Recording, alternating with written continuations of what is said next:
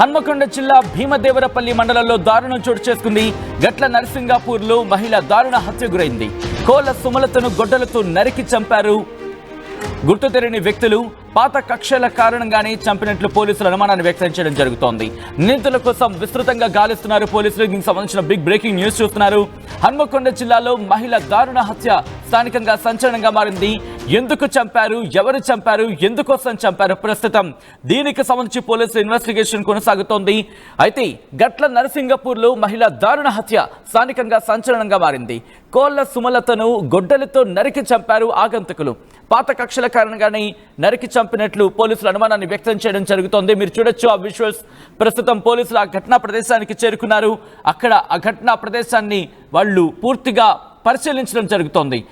ఆగంతకులు ఎలా వచ్చారు, ఎక్కడి నుంచి వచ్చారు, దాంతోపాటు ఆమెను చంపడానికి కారణం ఏంటి, అసలు ఎందుకు చంపారు, మరి ముఖ్యంగా దగ్గర వ్యక్తులు అంటే కుటుంబ సభ్యులు ఎవరైనా ఈ హత్యకు పాల్పడి ఉంటారా, లేకపోతే ఆర్థిక లావాదేవీల కారణంగా బయట వాళ్ళు ఎవరైనా, అఫ్ కోర్స్ ఇంకా ఆప్షన్ అక్కడ అదే ఉంటుంది, పాత కక్షల కారణంగానే ఎవరైనా చంపుంటారా? నిందితుల కోసం ప్రస్తుతం విస్తృతంగా పోలీసులు గాలిస్తున్నారు. అసలు ఈ కోళ్ల సుమలతను చంపాల్సిన అవసరం ఎవరికి ఉంది అనే కోణంలో పోలీసుల దర్యాప్తు జరుగుతోంది. ప్రస్తుతం మహిళా పోలీసులు కూడా అక్కడికి చేరుకున్నారు. కుటుంబ సభ్యుల్ని వాళ్ళు విచారించడం జరుగుతోంది. గత 2 రోజులుగా ఆమె ఎవరితో కాల్లో మాట్లాడారు, ఈ నేపథ్యంలో ఎవరెవరితో వాగ్వాదం జరిగిందా, ఈ అన్ని కోణాలు కూడా పోలీసుల దర్యాప్తు జరుగుతోంది. మా ప్రతినిధి వెంకటరత్నం అప్డేట్స్ అందించేందుకు సిద్ధంగా ఉన్నారు. వెంకటరత్నం దగ్గరికి వెళ్లే ప్రయత్నం చేస్తున్నాను. వెంకటరత్నం, ప్రస్తుతం కోళ్ల సుమలతకు సంబంధించి ఆ హత్యకు మిస్టరీ ఏమైనా వీడిందా, నిందితులను ఏమైనా గుర్తించడం జరిగిందా? అయితే దీనికి సంబంధించి పాత కక్షలే ఇక్కడ ఈ హత్యకు ప్రధాన కారణంగా చెప్తున్నారు. దీనికి సంబంధించి కూడా గతంలో కొన్ని పాత కక్షల్లో బాధితులుగా ఉన్నటువంటి కొంతమంది, అంటే గూళ్ళ రాజు అనేటువంటి వ్యక్తికి గతంలో వీళ్ళకు ఇబ్బందికర పరిస్థితులు ఏర్పడ్డాయని చెప్పి అన్నారు. అయితే గూళ్ళ రాజు అనేటువంటి వ్యక్తి ఇప్పుడు ఎవరైతే సుమలత ఉన్నారో తన బావపై కూడా దాడి చేసినటువంటి పరిస్థితి, గుడ్డంతో కూడా దాడి చేసినట్టు తెలుస్తుంది. అవన్నీ దృష్టిలో పెట్టుకున్న తర్వాత మళ్ళీ కొద్ది రోజుల తర్వాత వాళ్ళ సుమలత కొడుకు వెంకటేష్ తనపై కూడా దాడి చేసినట్టుగా తెలుస్తుంది గుల్లరాజు అనేటువంటి వ్యక్తి. ఈ 2 ఘటనలకు సంబంధించి కూడా వీళ్ళు పోలీస్ స్టేషన్ లో ఫిర్యాదు చేశారు. గతంలో ఆ ఫిర్యాదు చేసినటువంటి క్రమంలో కూడా పోలీసులు దీనిపై తీవ్రంగా స్పందించినట్టుగా తెలుస్తుంది. అయితే ఇది మనసులో పెట్టుకున్నటువంటి గుల్లరాజు అనేటువంటి వ్యక్తి ప్రస్తుతానికి ఇప్పుడు హాలిడేస్ కాబట్టి సుమలతకు సంబంధించినటువంటి ఒక కొడుకు, కూతురు, అలాగే భర్త, వీళ్ళు ప్రస్తుతానికి అయితే ఊళ్ళో లేరు. వాళ్ళ అమ్మమ్మ వాళ్ళ ఇంటికి వెళ్ళినట్టుగా తెలుస్తుంది. అమ్మమ్మ వాళ్ళ ఇంటికి వెళ్ళినట్టు సమయంలో నిన్న మధ్యాహ్నం ఆ పిల్లలతో కూడా ఫోన్ లో మాట్లాడింది. అయితే ఇవన్నీ దీనికి సంబంధించి కోర్టులో కూడా కేసు నడుస్తుంది. ఇది సుమలతకు సంబంధించి, అలాగే గూళ్ళ రాజుకు, వీళ్ళ ఇద్దరి మధ్య ఉన్నటువంటి వైరల్కి సంబంధించి కూడా పోలీస్ స్టేషన్ లో వినకపోవడంతో అది కోర్టు వరకు వెళ్ళింది. ఆ కోర్టు వరకు వెళ్ళిన తర్వాత ఆ కోర్టులో ఈ రోజు, అంటే ఈ నెల 11వ తారీఖు హియరింగ్ ఉంది.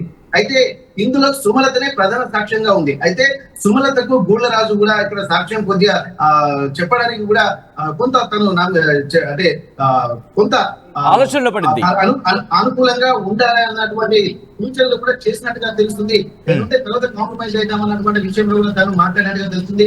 అయితే తన బావ మీద, అలాగే తన కన్న కొడుకు మీద దాడి చేసినటువంటి సమయంలో ఎట్టి పరిస్థితుల్లో ఇక్కడ ఉపయోగించలేదు, ఖచ్చితంగా తను సాక్ష్యం చెప్పే తీరుతుందని తను కూడా ఫీల్ అయ్యారు, అనుకుంది.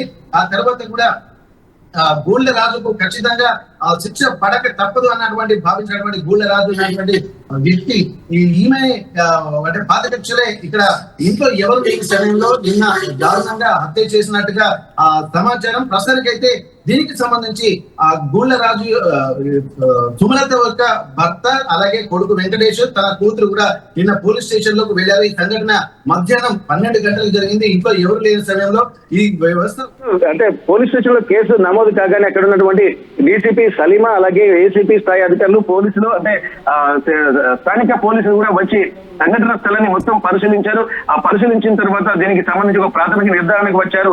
ఇప్పుడు ప్రస్తుతానికి అయితే గూళ్ళ రాజును పట్టుకునేటువంటి ఆ పరిస్థితిలో ఉన్నారు. తను పూర్తి సమాచారం ఇంకా పోలీసులు చెప్పట్లేదు. తనను అరెస్ట్ చేశారా లేదా అన్నది కూడా ఆలోచించాల్సినటువంటి అంటే విషయం తెలవాల్సి ఉంది.